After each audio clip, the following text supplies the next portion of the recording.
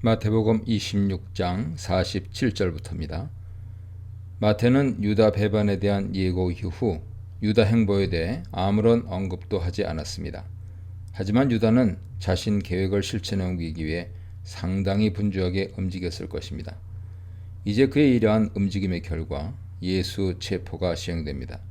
하지만 이야기가 진행되어 감에 따라 예수 체포 상황을 실제로 주도하는 인물은 유다가 아니라 예수 자신이라는 사실이 명확해질 것입니다. 47절로 50절입니다. 47절에서 유다를 가리켜 열둘 중에 하나라고 표현합니다.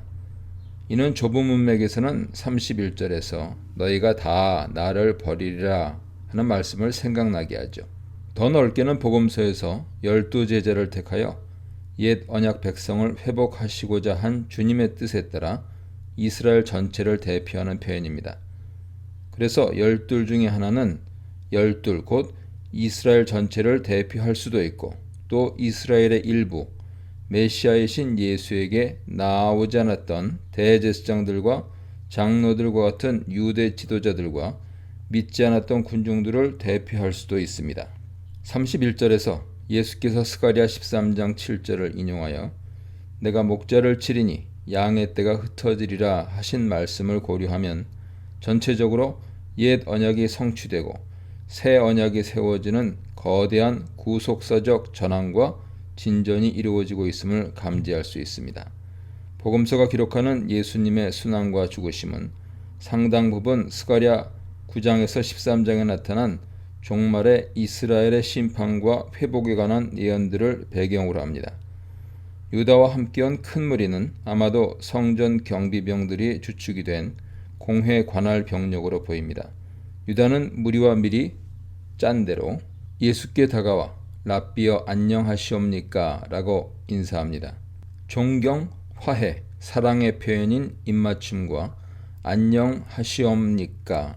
카이레라는 인사는 유다 의도와는 정반대되는 가식적인 내용이죠.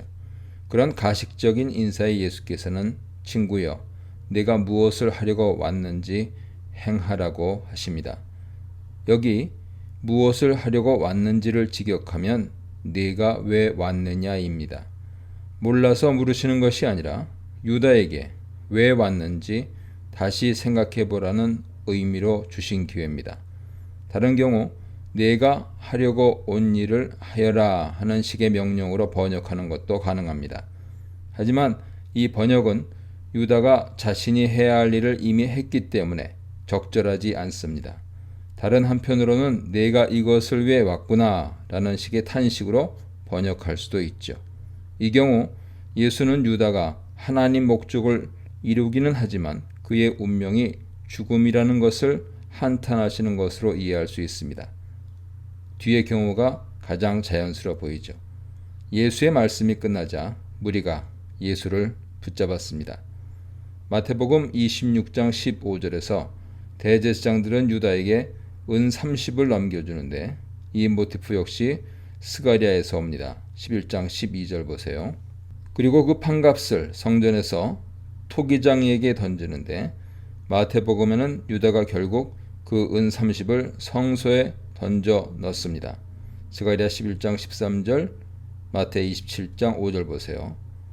대제사장들이 그 돈을 거두어 토기장이 밭을 산 것으로 기록합니다. 대제사장들이 그 돈이 성전고에 남는 것을 두려워했듯이 유다가 예수를 판 돈을 성소에 던져 넣은 것은 중대한 의미가 있습니다. 성전은 이스라엘 중심이고 이스라엘이 상징하는 모든 것이며 삶의 중심이라 할 수 있죠.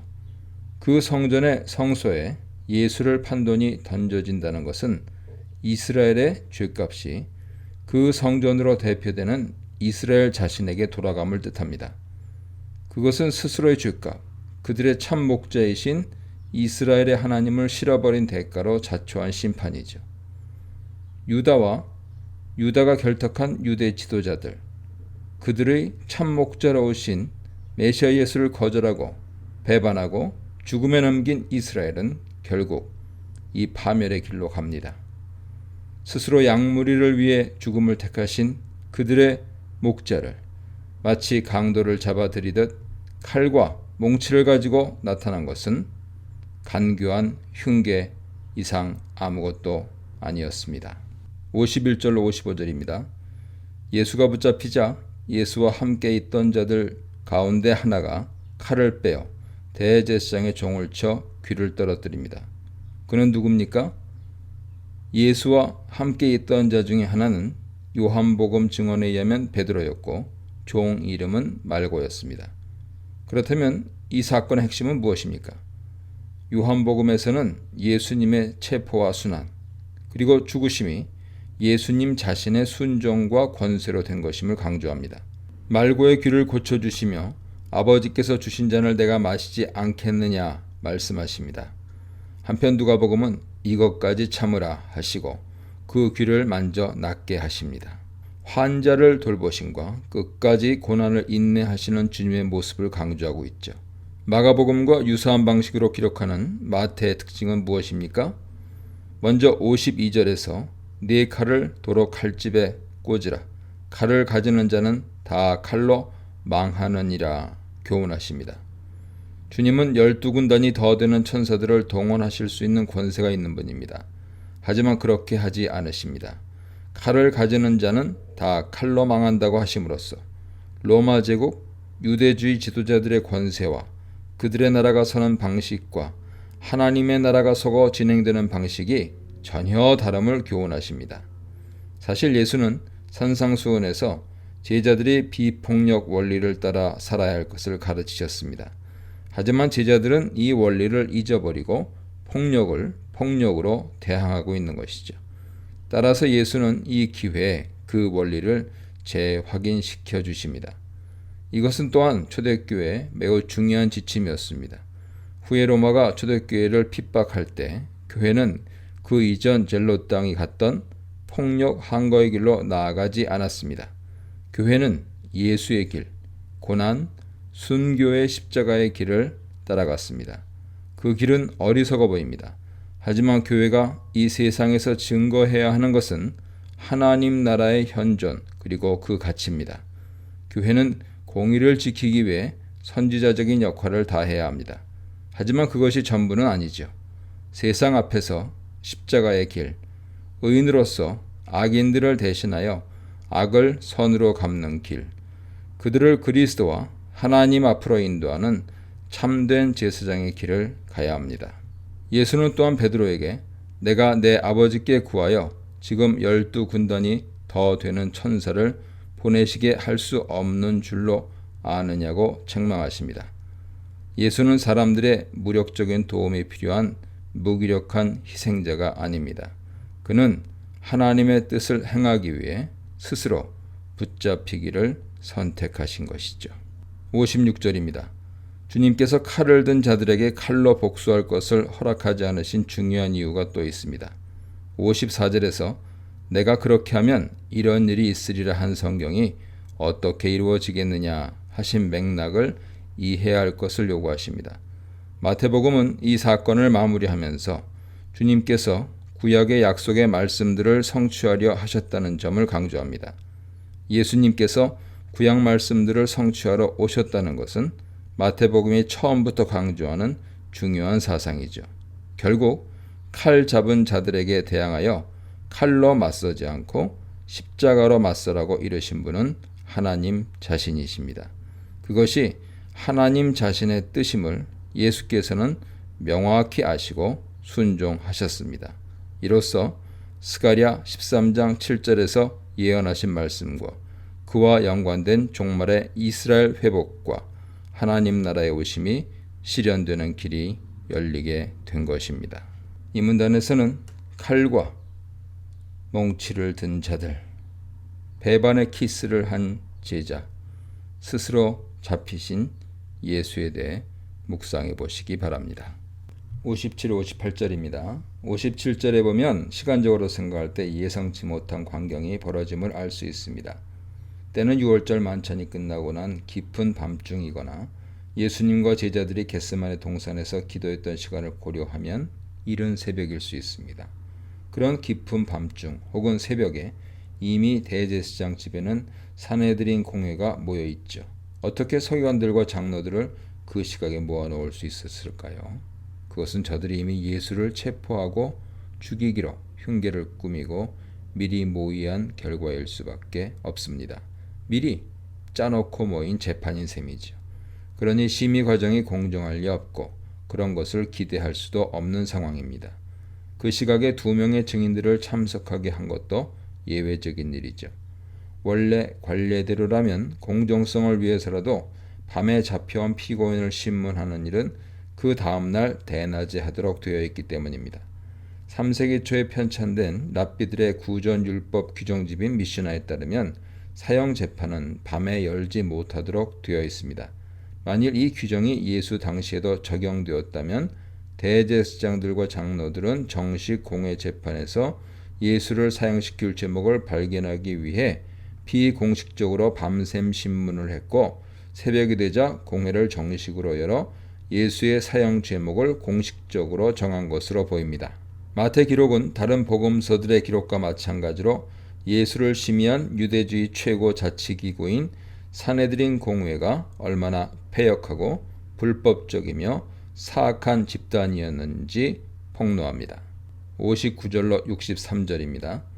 본문은 이들의 고소와 심의 과정 자체가 거짓과 불법으로 점철되어 있음을 여과 없이 드러냅니다. 그 밤에 어디서 소집했는지 거짓 증인들이 많이 와 있었습니다. 하지만 그들의 고소들이 먹혀 들어가지 않았습니다. 60절에서 후에 2사람이 와서 라고 한 것은 어떤 고소 고발도 타당성이 없다는 것이 드러나자 서로 모의하여 겨우 죄목을 찾고 증인들을 찾아 내세운 흔적이 보이는 대목이죠. 그래서 모세율법에 따라 2사람의 증인들을 내세웁니다.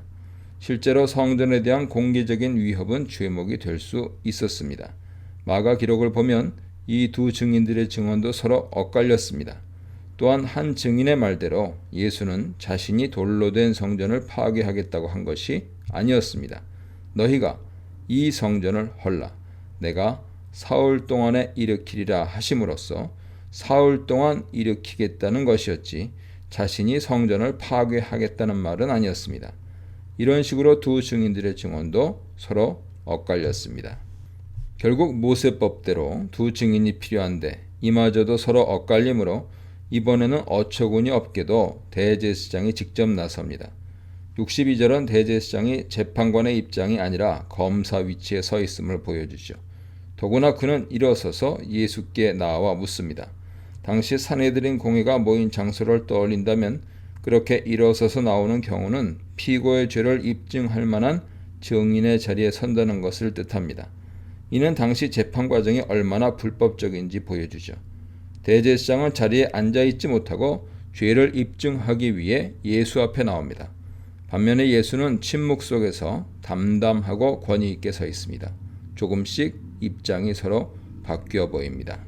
64, 68절입니다. 62, 63절에서 예수님은 대제사장이 앞서 고소한 성전에 관한 제목에 대해 침묵하셨습니다. 정황으로 보면 그 고소가 거짓이며 부당하다는 사실을 누구보다 가야바 자신이 잘 알고 있지 않느냐는 침묵의 반문일 수 있습니다. 지금까지 언급된 그 어떤 증언들도 진실한 것이 아님에도 불구하고 예수께서 침묵으로 일관하신 것은 죽음을 피하지 않으시려는 예수의 적극적인 순종의 또 다른 일면입니다. 또한 예수의 이러한 모습은 이사야 53장 7절을 성취하는 의미를 가집니다. 대제사장은 점점 더 초조해져서 공의로운 판단을 내려야 할 자신의 본분을 잊고 자신이 직접 고소한 아무 대답도 없느냐? 이 사람들이 너를 치는 증거가 어떠하냐? 이번에는 신성 모독죄다. 네가 하나님의 아들 그리스도인지 우리에게 말하라 한 말은 예수께서 이미 광야에서 마귀에게 시험 받으실 때 마귀가 늘 사용했던 질문이었음을 독자들은 잘 알고 있습니다. 대제사장은 이렇게 처참하게 신문을 당하고 심지어 자기 추종자들마저 떠나버린 채 홀로 남은 예수가 과연 어떻게 그리스도가 될 수 있는가라는 식으로 빈정거리는 질문을 던지고 있는 것이죠. 그러자 예수께서 더 충격적이고 놀라운 선언을 하십니다. 비록 빈정거림일지라도 그것은 예수께서 누구이신지를 적절히 보여주고 있기 때문입니다. 네가 말하였느니라. 여기에 그치지 않습니다. 이후에 인자가 권능의 우편에 앉아 있는 것과 하늘 구름을 타고 오는 것을 너희가 보리라. 이 말씀은 다니엘 7장 13절과 시편 110편 말씀을 함께 사용하여 그 말씀들이 자신에게 성취될 것임을 선포한 것입니다. 인자가 구름을 타고 오실 때는 모든 민족들을 그 앞에 모아놓고 심판하십니다. 무슨 말입니까? 장차 오셔서 모든 사람들을 심판하실 그 심판주가 지금 대제사장 앞에 서 계신 것이죠. 그러면 누가 심판받을 자이고 누가 재판관입니까? 대제사장 정도가 만유의 주여 온 세상의 심판주 앞에 감히 서서 그를 고소하는 격이 되었습니다. 예수께서 대제사장의 질문에 대하여 네가 말하였느니라고 하신 것은 가야바가 이 전능하고 공의로운 심판주 앞에서 스스로를 고소한 자가 자기 당착적인 짓거리를 한 셈이라는 뜻입니다. 이제 대제사장에게는 두 선택이 남습니다. 속히 엎드려 머리를 조아리고 죄 사함을 구하든지 아니면 예수를 죽여 없애든지. 자신이 계속해서 성전 우두머리로 사내들인 재판관 노릇을 하려면 인자이신 예수, 장차 오실 전능자요 심판주이신 그리스도를 부인해야만 하는 것입니다. 물론 사악한 가야바는 죽을 길을 택했습니다. 그는 자기 옷을 찢으며 예수를 신성모독죄로 규정하고 사형을 구형했습니다. 이제 어둠은 잠시 승리하는 듯이 보일 것입니다. 그것은 잠시 예수께서 부활하시기 전 이틀간일 뿐입니다. 그동안 저들은 마귀 수하에 붙잡혀 어둠의 어리석은 짓들을 할 것입니다. 67, 68절은 당시 유대주의 최고 법정인 산헤드린 공회가 거룩하고 공의로운 모세의 법을 갖고 있으면서도 얼마나 불안당 같은 불의한 집단이었는지 보여줍니다. 당시 유대법으로도 최종적인 재판 결과가 나오기 전에 어떤 죄인도 구타당하거나 고문에 처해질 수 없었습니다. 대제사장 자신이 사형에 해당하다고 구형한 사실만 가지고도 자기가 먼저 나서서 예수 얼굴에 침을 뱉고 주먹으로 치는 행위를 한 것은 성전의 최고 수장인 대제사장이 저 정도면 그 성전은 어떠했는지 짐작하게 만들 뿐이죠. 성전은 멸망 외에는 다른 대안이 없을 정도로 총체적으로 부패했고 자정 능력을 완전히 잃은 강도의 구렬이었음이 여지없이 폭로됐습니다. 이 문단에서는 많은 증인, 거짓 증거, 예수님의 침묵과 시인, 종교 지도자들의 신성 모독에 대해 묵상해 보시기 바랍니다.